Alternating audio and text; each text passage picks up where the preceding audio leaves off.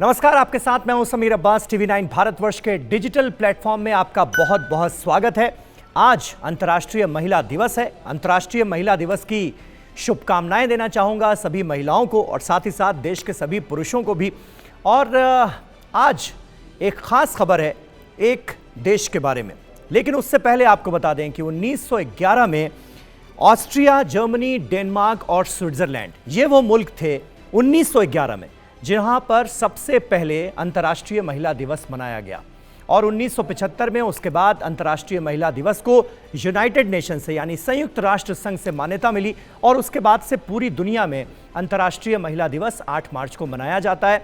और इन मुल्कों का जिक्र मैंने खास तौर पर इसलिए किया क्योंकि इसमें से एक मुल्क है स्विट्ज़रलैंड, 1911 में जहां सबसे पहले महिला दिवस मनाया गया। आज उसी स्विट्ज़रलैंड को लेकर एक बड़ी खबर आई और वो बड़ी खबर थी बुर्के और नकाब पर बैन की।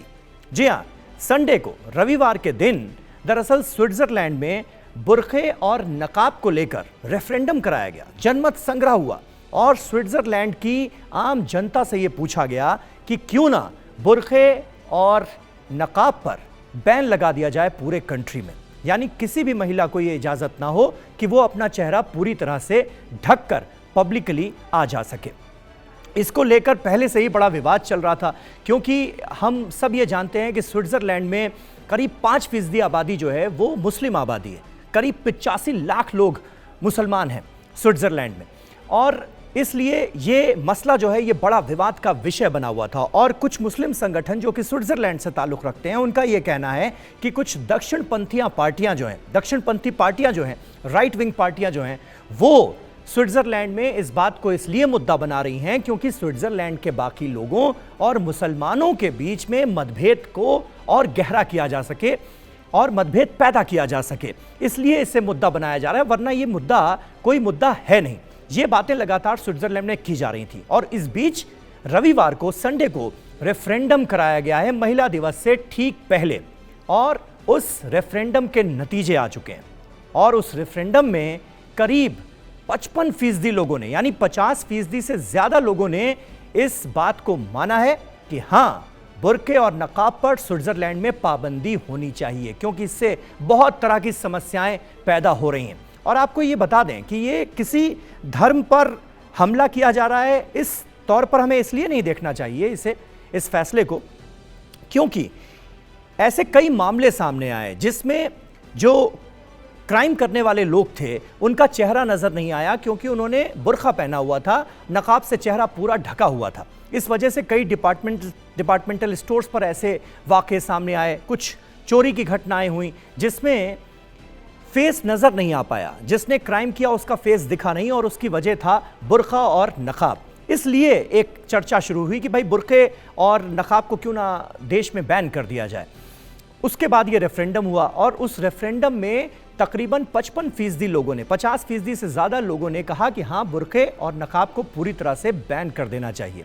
अब इस फैसले के सामने आने के बाद, जनमत संग्रह के नतीजे सामने आने के बाद स्विट्ज़रलैंड की सरकार इस दिशा में कानून लाने जा रही है जिसके जरिए बुर्के और नकाब को पूरे देश में बैन कर दिया जाएगा। हम सब ये जानते हैं कि तमाम ऐसे यूरोपीय मुल्क हैं जहां पर यह फैसला पहले ही लिया जा चुका है। फ्रांस का जिक्र करना होगा, यहां पर 2011 में ही पूरी तरह से चेहरे को ढकने वाले बुर्के के पहनने पर पाबंदी लगाई जा चुकी है। इसके अलावा डेनमार्क हो, ऑस्ट्रिया हो, नेदरलैंड हो और बुल्गारिया जैसे मुल्क जो हैं वो पहले ही अपने यहाँ बुर्का बैन कर चुके हैं तमाम तरह की परेशानियों को देखते हुए।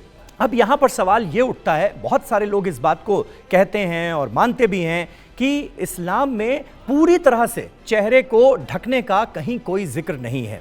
हाँ, ये ज़रूर कहा गया है कि आप हिजाब पहनिए, गर्दन से नीचे का हिस्सा जो है वो ढका होना चाहिए, पब्लिक प्लेसेस में जाएं तो इन बातों का ख्याल रखें, लेकिन कहीं इस बात का जिक्र नहीं किया गया है कि चेहरे को आप पूरी तरह से ढक लें, ऐसा बुर्का, ऐसा नकाब पहन लें कि आपकी सिर्फ आंखें नजर आएँ, या फिर वो जो जाली वाला बुर्का अफगानिस्तान के कई इलाकों में जहाँ पहना जाता है, तालिबानी इलाकों में पहना जाता है, उसका चलन जो है, ऐसा कोई जिक्र मिलता है नहीं। इसलिए इसको लेकर जो इस्लामिक कट्टरपंथी हैं और जो प्रोग्रेसिव लोग हैं उनके बीच लगातार चर्चा होती रहती है, बहस होती रहती है कि ऐसा है और ऐसा नहीं है। यहाँ पर आपको ये बता दूं कि इंडोनेशिया हो गया, पाकिस्तान हो गया, या फिर आप जिक्र कर लीजिए यूएई और ईरान जैसे मुल्कों का।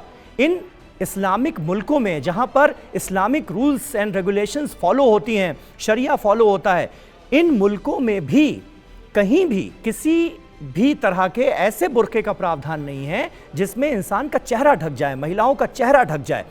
इन मुल्कों में भी ऐसा प्रावधान नहीं किया गया है। लेकिन हम हिंदुस्तान में भी देखते हैं और भी कई जगहों पर देखते हैं कि लोगों ने ऐसा बुर्का पहनना शुरू कर दिया है जिससे उनकी पूरी बॉडी तो ढके ही, साथ चेहरा भी ढक जाए, चेहरा भी छुप जाए। तो इसको लेकर लगातार विवाद होते रहे हैं, लेकिन कई सरकारों ने फैसला ले लिया है। और अभी हाल ही में अगर पड़ोसी मुल्क का हम जिक्र करें तो श्रीलंका का ख्याल आता है। श्रीलंका में हाल ही में जो टेररिस्ट अटैक हुआ था उसके बाद उन्होंने ये फैसला ले लिया कि भाई किसी को भी बुर्का पहनने की आज़ादी नहीं होगी, यानी आप चेहरा नहीं ढकेंगे। बुर्का और नकाब ना पहनने देने का मतलब है हर जगह ये हो रहा है कि चेहरा आपका खुला होना चाहिए।